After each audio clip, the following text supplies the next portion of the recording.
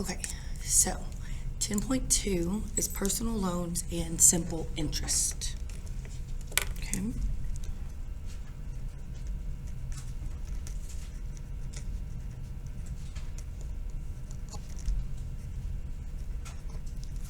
This thing's getting in my way.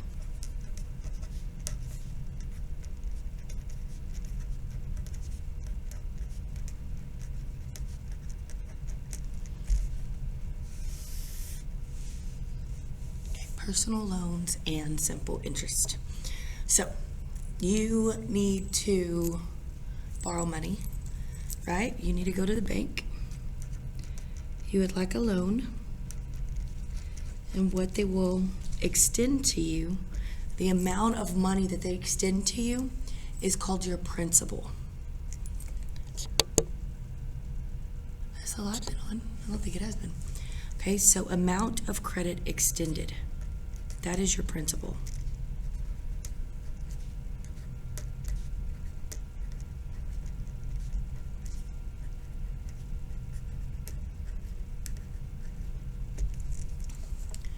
Okay, so there's an issue though, that you don't have very great credit, and what they need to do is actually collect some kind of security from you. Your security is collateral. It would be like you need a business loan to start, a new business, but you don't have good credit, so they want some kind of collateral from you. So what you could do is be like, well, I'm going to give you the note to my mortgage, to my house, right? Now this collateral is what the borrower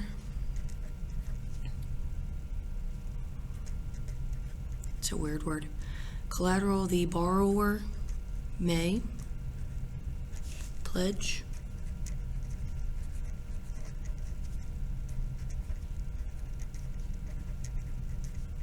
to ensure payment.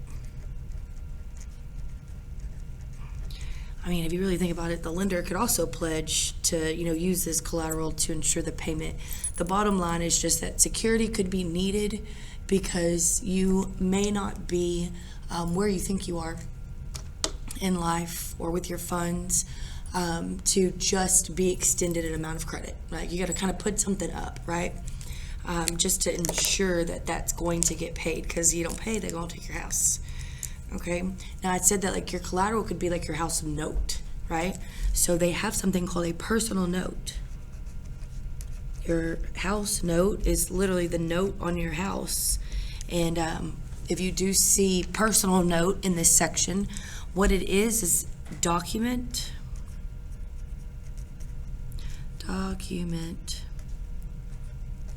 of terms and conditions.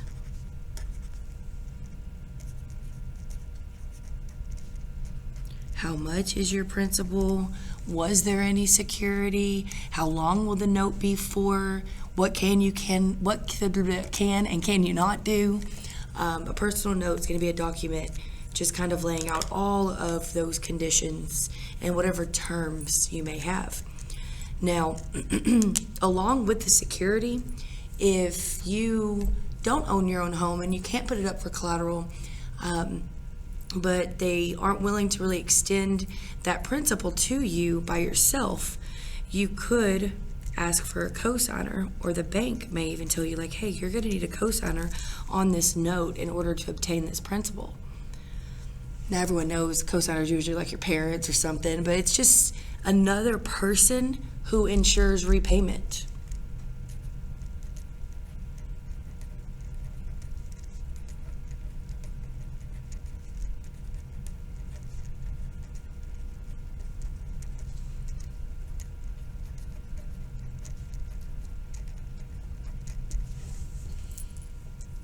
And I truly believe nowadays everybody knows that nothing is for free.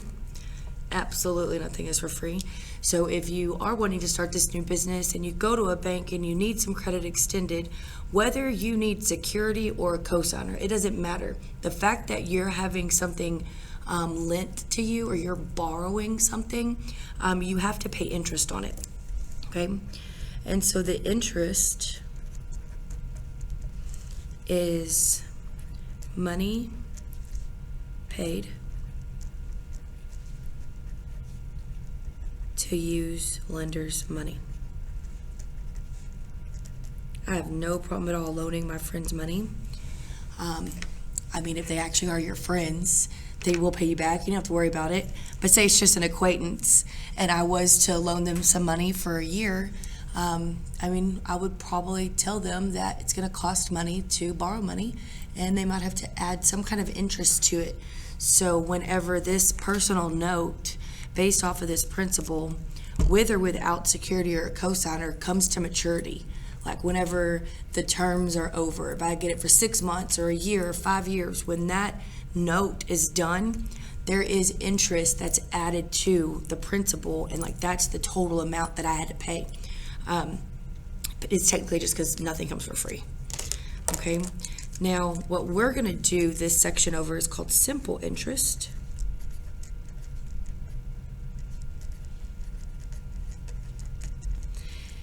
And the simple interest is based on the entire amount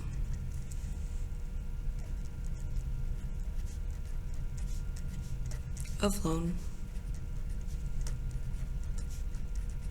for the total period of time.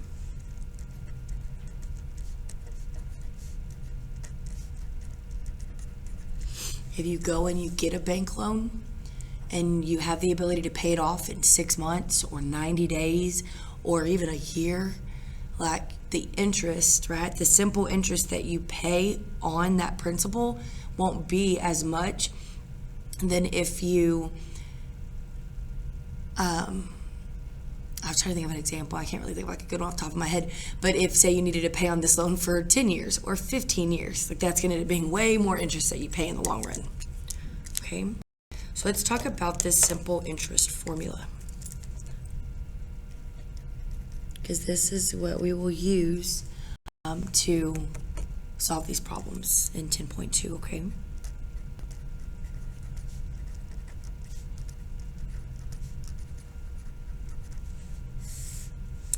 Totally looks like I marked out formula. Did not mean to. Okay, so I'm gonna write it in words first, and then I'm gonna use symbols. Just know that you could see a lowercase variable instead of an uppercase one. If it confuses you, definitely, I mean, just send me an email, be like, hey, is this the same thing? But hopefully it should make sense, okay? The way that we calculate simple interest, so we start right here. If I'm writing this in words, I have interest is equal to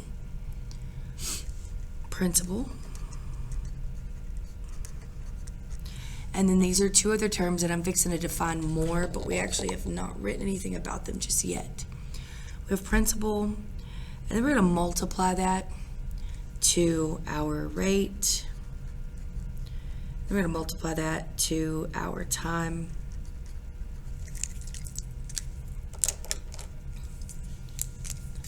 I've always used a capital I as well as a capital P, but I also always use a lowercase r and a lowercase t. In parentheses right here, you could see all lowercase. That is the exact same thing, okay? Could just be a habit. If I write it like this, I don't want y'all to see this on the homework and be like, I'm confused. It's the exact same thing. Okay, now there are a couple of notes that we need to write here. Our rate, so our R, the little r, is rate as a decimal. And what that is saying is in this formula, whenever you compute your simple interest, your rate needs to be as a decimal. I'm going to tell you right now, 9 times out of 10, usually 10 out of 10, they don't give you your rate as a decimal, which is why we had that whole beginning part, right? They'll give it to you like, oh, your bank's going to charge you 3%. Well, I need to turn that into a decimal. Okay, we need our rate to be a decimal whenever we use this formula. Our T is time in days, comma, months, or years.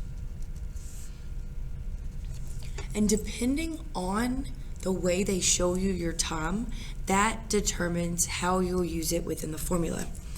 Got another kind of little note here. It's fairly important. Okay, so the way that they use their months, so each month, they calculate simple interest with each month having 30 days. So February and August, doesn't matter.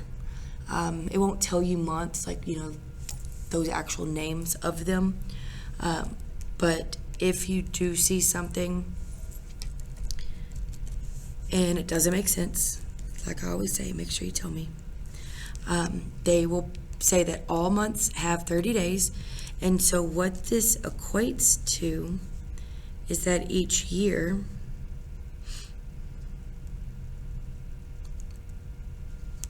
having 12 months, if you multiply the 12 and the 30 together, 12 months, all of 30 days, you end up getting that with this section, there are 360 days in a year. I'm not sure if they just do that to simplify their calculations or just to, I really do think that's it. It just makes things simpler. Now, say that you're dealing with a problem and it tells you that your time is in days, then you would set up a little ratio, however many days over 360 days.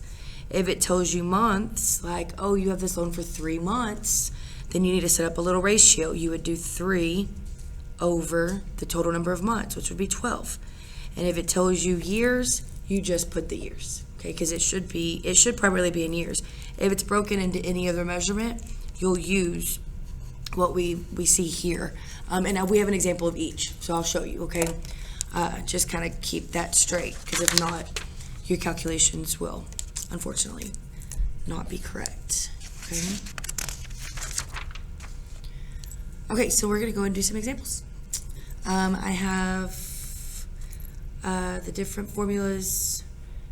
This would be like the first example, second example. I have 2 examples. Okay, so it's not many, y'all. Don't get me wrong, there's like an ABCD part in one of them, but it's similar to what we just did in 10 point. The percent homework, I mean. The percent change. Okay, examples.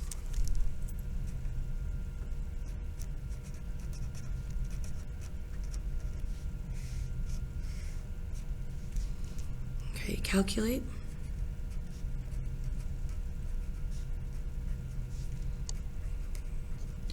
The simple interest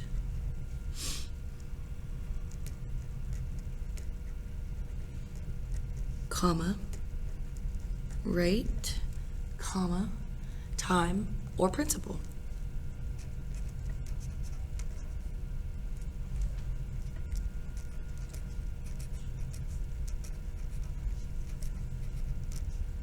It really just depends on this table that we're going to set up. What is it that I'm solving for? Okay. Now, the formula that I showed y'all, this I equals PRT, this is solved for I, where I is our interest. Okay. If a problem wants us to solve for interest, we use this formula. If it wants us to solve for principal, you could plug it into this formula, but you'll have to do a little bit of algebra to like multiply stuff and then divide by it to ultimately solve for a different variable, okay? Instead of doing that, I'm gonna give you all of the different variations of the simple interest formula solved for all 4 variables, so you could just pick the one that's easiest, the one that you need, okay? And it would be what I would definitely put on your note card for the exam, okay? So, we go ahead and write the original one. Right, I equals PRT. This one solves for interest because I, interest, is a loan on the left-hand side. Doesn't really matter left or right, but it's just a loan. That's what matters, right? So that's how you solve for interest. Now, say there's a problem that wants me to solve for rate. Do you see how rate is right here being multiplied by principal and time? If I want to solve for rate alone, I need to do the opposite of this multiplication, which would be divide both sides by P and T, okay?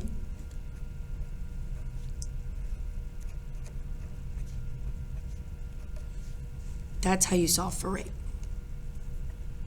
Now, in my last class, I kind of started R equals, but I mean, it does not matter what side it's on. You just kind of notice that this is alone, so this is what I'm solving for. And we're writing right here also what we're solving for. And then if I'm told to, look at the original, if I'm told to solve for time, what I would do is the opposite of what's happening over here. Here is all multiplication. I want time alone, so I would divide by P times R. And so I would also be divided by P times R. Okay? And these aren't things I'm telling you you need to remember. I'm recommending you write them down on the note card for exam 3. Because if you notice you need to solve for time, boom, you already have the little setup right here. You just plug things into this formula. And then lastly, if I needed to solve for principal, this R and this T, they would need to move. So I would divide both sides by RT. So I take my I, divide by rate and time, and I get principal.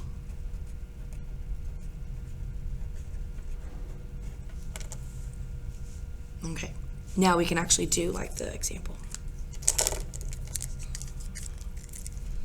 So first example, we're gonna have 4 columns, and I'm actually gonna do A, B, C problems.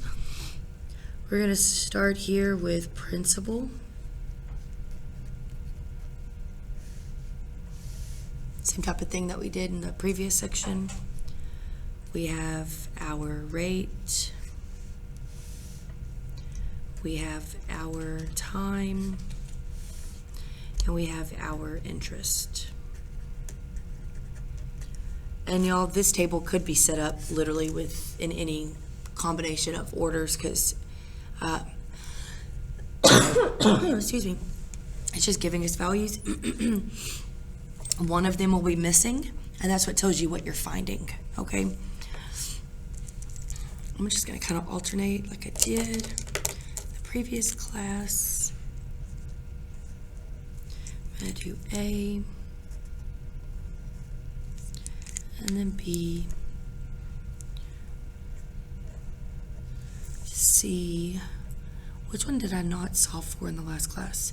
Interest, time, rate.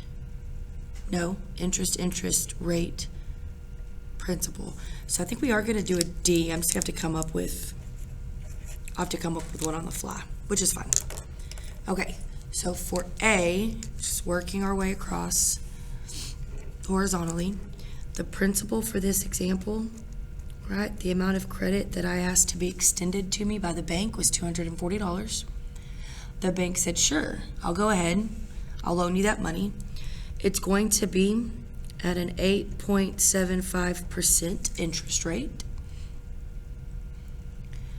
You can pay on this loan for 6.25 years, which is a long time. The math that we're doing, solve how much interest I end up paying in the end. Now we're going to do B, where what we're finding is our rate. I kind of would like it if it did like this. So let's find for time here. Okay. Say for B, just because I know how I like to set things up on a test, and it's a table just like this, and your blanks go diagonal like this. I kind of want it to be very, very similar, okay? So for B, let's do this one. Say we have a principal amount of credit that was extended to us, $1,375. The rate is 3.75%. I don't know my time. That's gonna be an ugly time. Let me see real quick. No, it won't be too bad. Remember I told you I'm kind of making up this one in a way. Oh, no.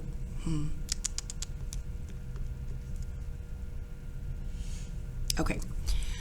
And the interest that I paid on this loan is just a little $12.89.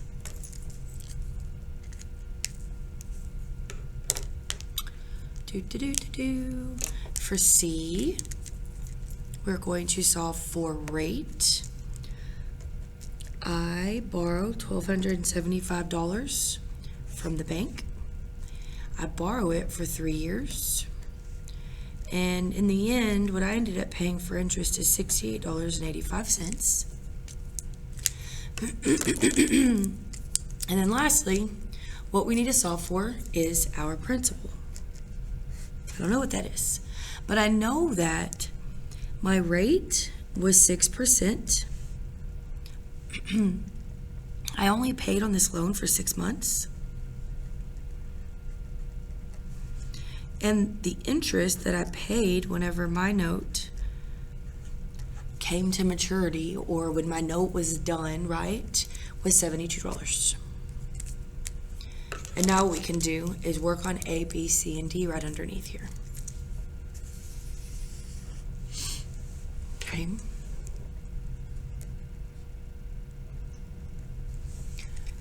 So for A, because I'm solving for interest, I can look for the variation of my formulas where I know I'm solving for interest. I'm just going to go ahead and copy that formula down right here. It's I equals PRT. Sorry. If I look again, what I don't know is I. So I'm glad it's by itself on the one side of the equal sign. I'm going to bring that down because I know that's an unknown. Equal to.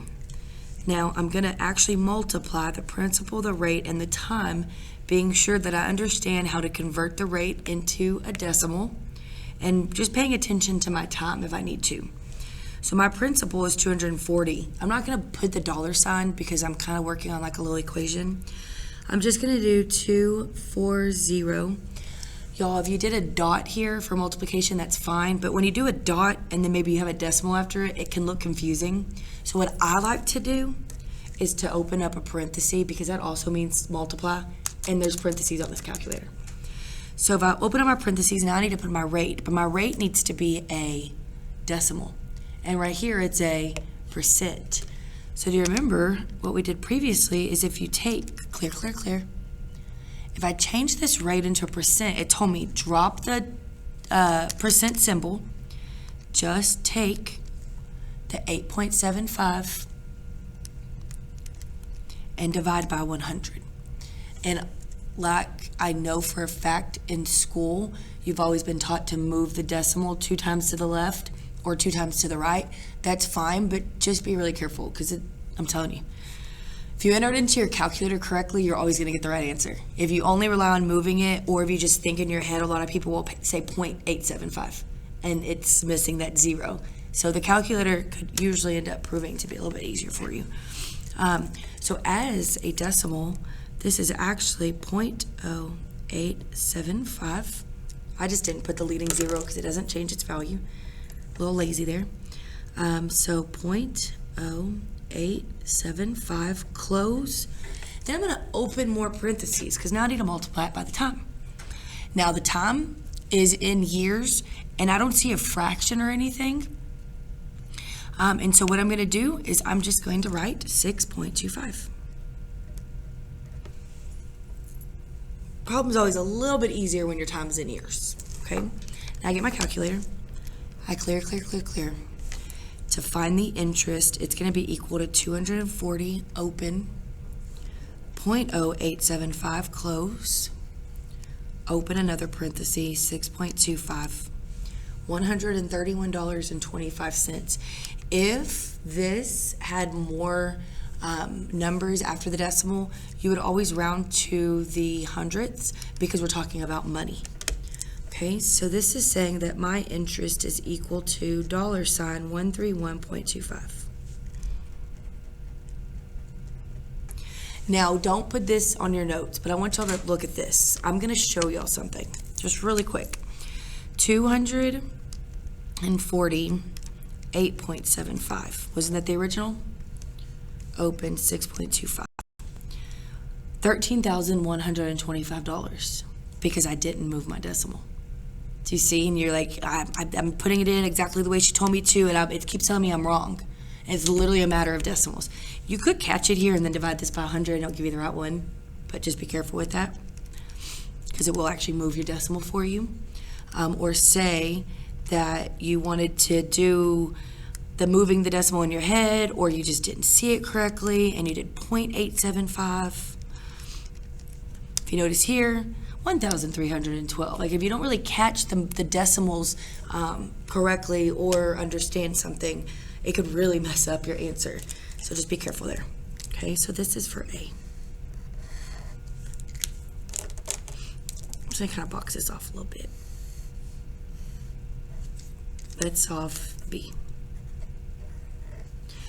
I look at B, I look horizontally, and I notice that my blank is time, okay? Now, for me to solve for time, I look up here at the variations, and I see the formula. It's telling me I'm gonna take my interest, I'm going to divide it by principal times rate, and what I end up getting is my time. This one, again, was kind of made on the fly. If it does give you one of these in the homework, I really hope that my first class watches this because I can show you how to actually change it, and so I think it should be good. Okay, so what do? I personally would start with my little fraction bar, and then I look at the numerator and it shows me an I. I is interest, and my interest is $12.89. So I type, because I know I'm going to be alone up here, I don't have to have parentheses. I just type 12.89. Interest is in money. I need it in this form. There is no dividing by 100 or multiplying by 100. That comes with your rates. Okay, your rates are the ones that you convert, and then there is conversions that we could have or need with our time, which we will see. So in the denominator, I have two variables touching each other. That implies multiplication. And I know I'm going to be entering in two different values. So what I want to do is open my parenthesis. P is 1375, close my parenthesis, open some more. Or if you want to do the multiplicative symbol, the X, the multiply button, that's fine too on your calculator. I just like them, okay? And then my rate. My rate here as a percent is 3.75%. If I put that into my calculator, I actually get 0.0375. That's what goes into my formula. 0.0375. And what this is going to solve for is my time. I get my calculator. Clear. This is a fraction. I begin with my N over D button. 12.09, down, open, 1375, close, open. 0.0375. Okay, now what I get is 0.249. Did I type everything in correctly? I just want to make sure. I'm just going to go up because I did this problem a second ago whenever I was trying to test it out myself.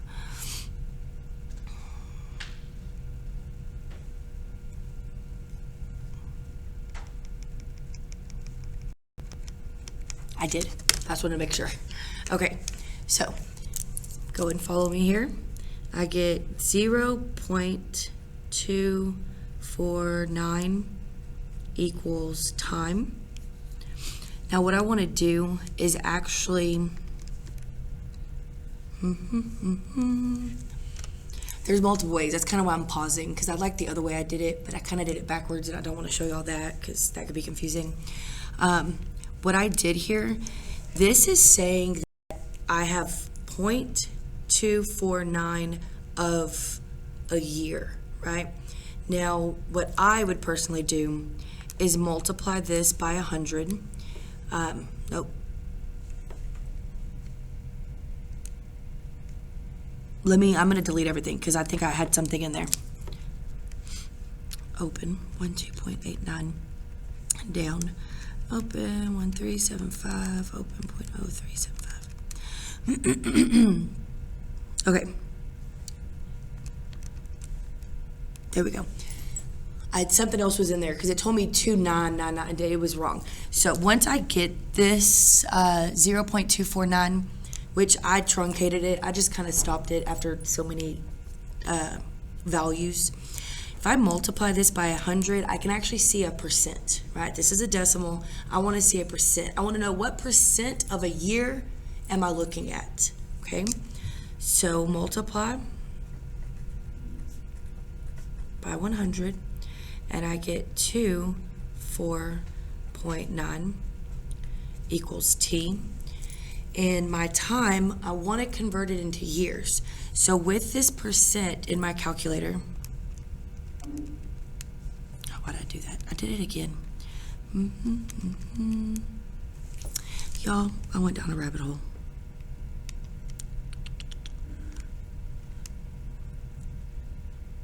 I'm trying to think of the easiest way to round this to 25.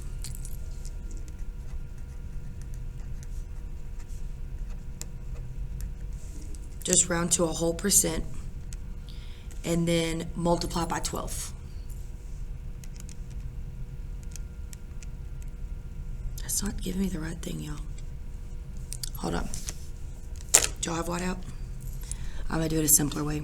Because in my mind, I wanna know what percent of this year is, because it's gonna tell me 2 or 3 or 4 or 5. That's like 2 months, 3 months, 4 months, 5 months. And I did something wrong and now I just keep doing it wrong. So give me a second. This right here, if I multiply 0.249 by 12, I should get 3 months. 0.249. This was the answer that we got just using the formula. Okay? Now if I multiply my answer by 12, okay, that'd be it, and then we round that. So let's do that. Where we said multiply by 100, that was my mess up. Okay, so I'm gonna multiply by 12.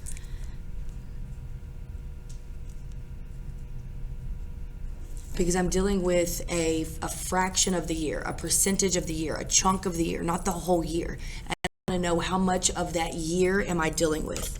So if we multiply this by 12, what I end up getting is 2.988. Now this value is going to be like months. We're going to round this to 3. And so it ends up being 3 months or 90 days is your time. My math lab would tell you to enter it in as months or days. The hope, so I wanted to just use one with time, and I picked one that was kind of not an easy time. If there's ever one on the test, you'll do this little formula right there, and you'll end up getting like 5.5, and the answer will just be 5.5 years. That makes sense? This one just ended up being a fraction of the year, just a percentage of the year, and so that's why we kind of had to do this. But on the homework, it's either not going to give you one of these, you may never see it again. Okay? Okay. To see, whenever I was looking at these problems, the one I should have selected to make time is this one. So we would do the work needed and the answer would just be 3 and we wouldn't have to do anything. Look, my example came from here. Do you see how the answer is 90 days out of 360 days? But whenever we did it in class today, we were finding the interest. I tried to flip it and was like, oh, hey, let's find this. And that's why it kind of, it's an ugly, ugly, ugly example, y'all. Don't think you'll see something like that. Okay, C.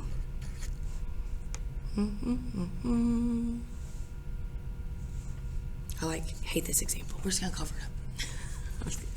Okay, for C, we are finding our rate. Look at rate. That is I over P times T equals R.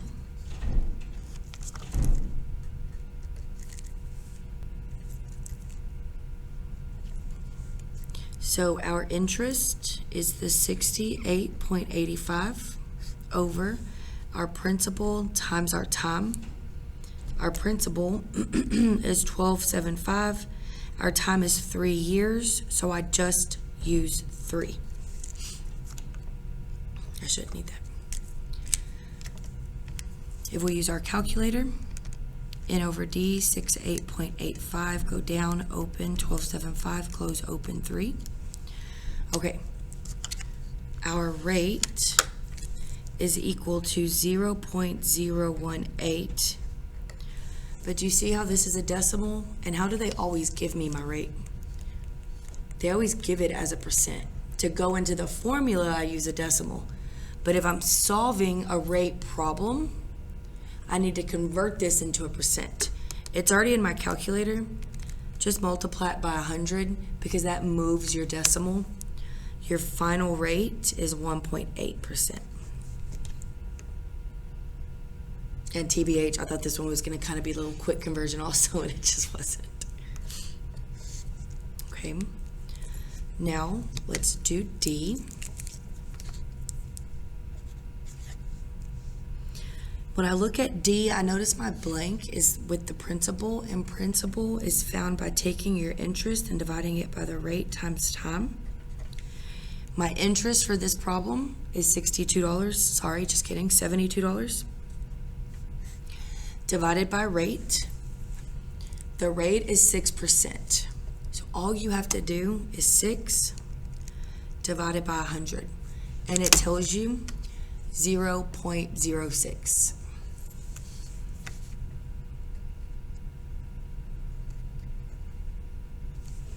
And so what I do in the denominator is open, 0.06, close, open. Okay, my time here is not in years, it's written in months. So I need to make a ratio of 6 months to 12 months. Y'all, if I put 6 divided by 12 in my calculator, do you see how I get 0.5? So 6 months out of a year is 0.5, is half of a year. That's what I need to use in my calculator. Or you could just put that whole fraction of 6 divided by 12. Either one, they're the same. Then if I use my calculator and I do 72 over open, 0.06, close, open, 0.5. What I get is 2,400. That's my principal.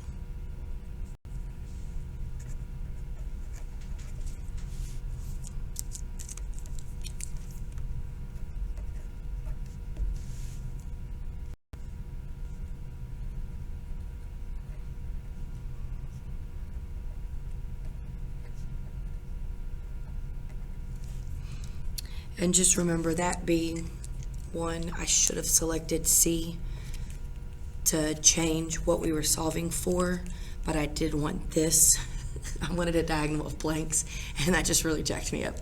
I'll look on the homework, and if there is one that has you solve for time, my hope is that it ends up being something really straightforward and not something that had the ability to be as annoying and confusing as that one.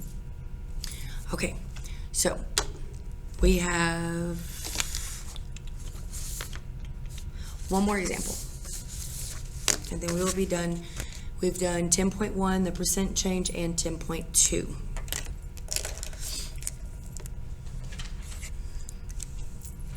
Okay, I kind of do want to do something. I just have to like get this itch out from underneath my skin because I really hated that problem. Say, hypothetically, the one I picked was C, to solve for time. Do you see how time is take your interest, which is 68.85, and then divide by your principal, which is 1275, and then multiply that principal by your rate. This is a percent, so it would need to be changed to a decimal, which would be 0.018. Boom. 3. That's how it was supposed to be. And then in my mind, I'm like, oh, it's fine. I'll be able to recover from, and I couldn't that well. Okay, So now I can move on, y'all.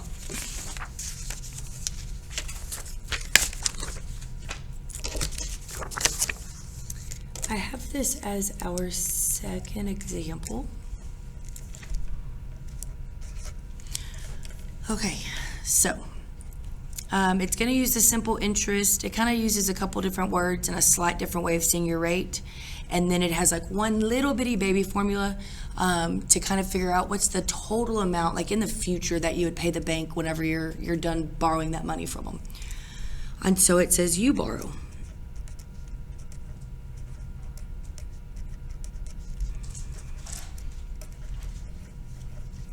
$4,100 for 6 months.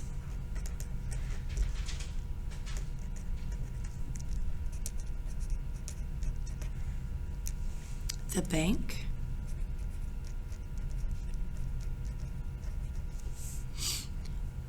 collected 9 1/2%, and they show it to you with 9 and then a fraction. Simple interest.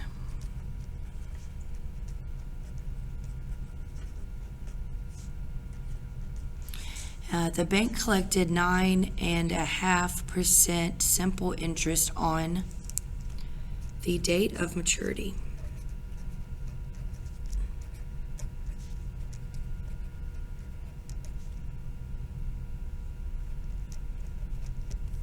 What we're going to find is the simple interest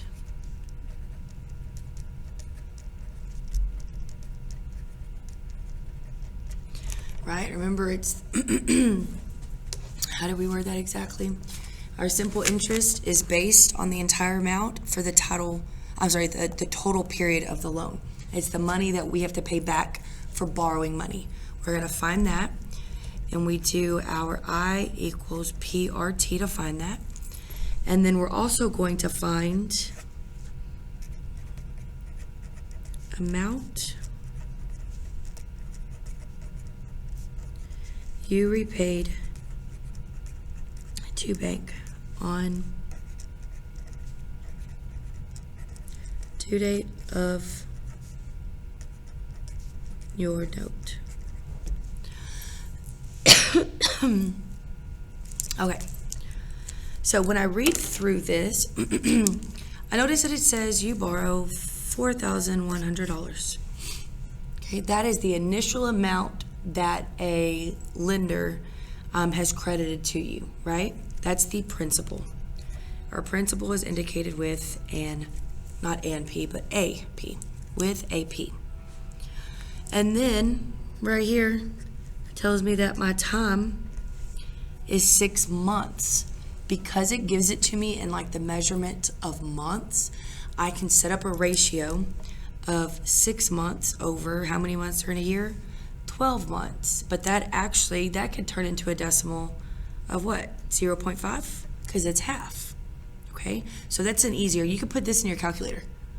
But if it's easy to kind of change it to this, go ahead and do it. Okay?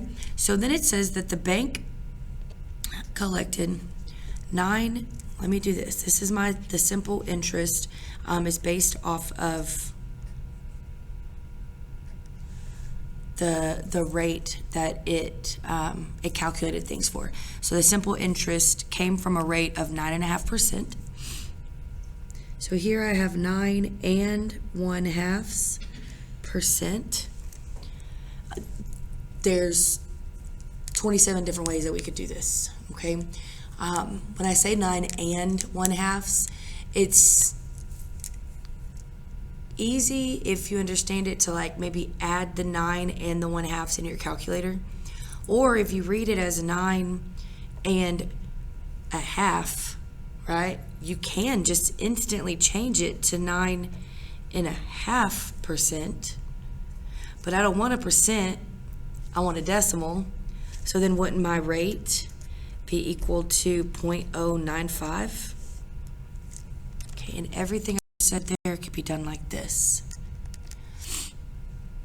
You could do 9 and meaning add, and you could add the 1 over 2. I had something in my calculator.